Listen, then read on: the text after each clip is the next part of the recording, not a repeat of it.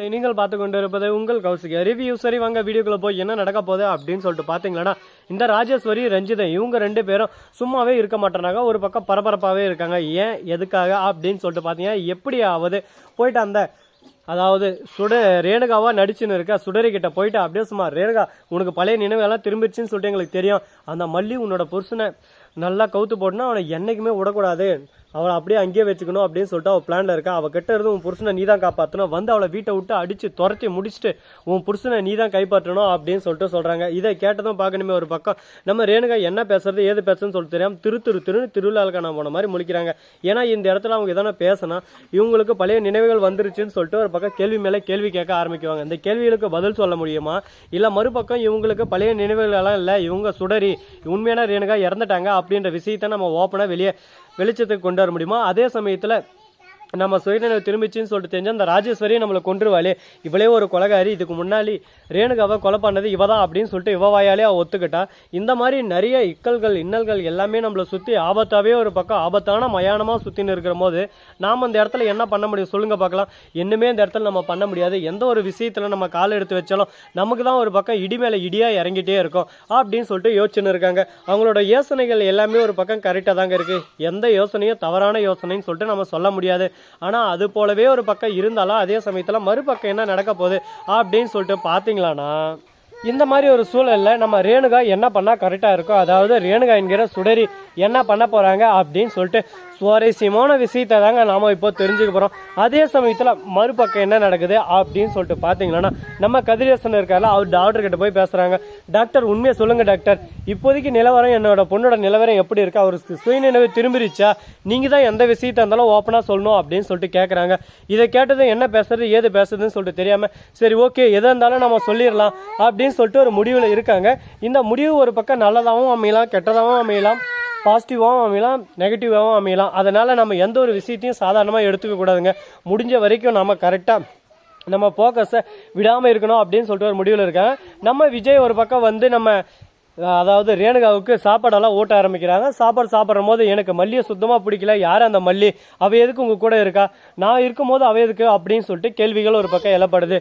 இதோ பாரு ரேணுகா, நீ வந்து என் வாழ்க்கை விட்டு போயிட்டேன்னு சொல்லிட்டு நான் ஒரு கடந்த 5 வருஷமாக நான் தனிமையில் இருந்து தான் பிள்ளைக்கு ஒரு நல்லதொரு வாழ்க்கை அமைச்சு தரணும், உங்கள் அப்பா எப்போ பார்த்தாலும் எதனா ஒரு பிரச்சனை பண்ணி எனக்கு கேஸில் அது இதுன்னு செக்க வச்சுன்னு வெண்பாவோட வாழ்க்கையவே நாஸ்தி பண்ண பார்த்தான். அப்படிப்பட்ட வெண்பாவோட வாழ்க்கையை காப்பாற்றி அவளை திரும்ப என்கிட்ட கொடுத்து என் மகளாக இப்போ வரைக்கும் இருக்க வச்சிருக்கிறது தான் மல்லி.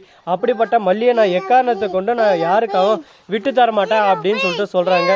இதை கேட்டதும் என்ன பண்ணுறது எது பண்ணுறதுன்னு சொல்லிட்டு தெரியாமல் குழப்பத்தில் குழம்பி போயிட்டு ஒரு பக்கம் என்னடா இப்படி ஆகிப்போச்சு, நமக்கு மட்டும் ஏன்டா இந்த மாதிரி பிரச்சனை மேலே பிரச்சனை வந்துக்கிட்டே இருக்கு அப்படின்னு சொல்லிட்டு ஒரு பக்கம் யோசனை இருக்காரு நம்ம விஜய்.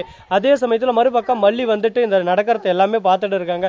விஜய் எதுக்காக எதிர்த்தெல்லாம் பேசுறாரா அப்படின்னு சொல்லிட்டு ஒரு பக்கம் சந்தோஷமாகவும் இருக்கு. அதே சமயத்தில் தனக்காக அவரோட வாழ்க்கையை ஒரு பக்கம் அர்ப்பணிக்கிறன்ற பேரில் ரொம்பவே கஷ்டப்படுத்துன்னு இருக்காரு அப்படின்னு சொல்லிட்டு நினைக்கிற போது கவலையாகவும் இருக்குங்க. என்னங்க பண்ணுறது, இந்த மாதிரி நிறைய சிக்கல்கள் வரதா வரும், சிக்கல்கள் வராமல் இருக்காது. ஆனால் அந்த சிக்கல்களை எல்லாமே எப்படி எதிர்கொள்ள போகிறோம் அதை பொறுத்து தான் இந்த இடத்துல எல்லாமே ஒரு பக்கம் தீர்மானிப்பாங்க. சரி இந்த மாதிரியெல்லாம் ஒரு பக்கம் பிரச்சனைகள் போயிட்டு இருந்தாலும் அதே சமயத்தில் கரெக்டாக நம்ம ரஞ்சிதம் இருக்கால, அவள் என்ன பண்ணுறா அப்படின்னு சொல்லிட்டு பார்த்தீங்கன்னா நம்ம விஜய் கிட்ட சொல்கிறாங்க.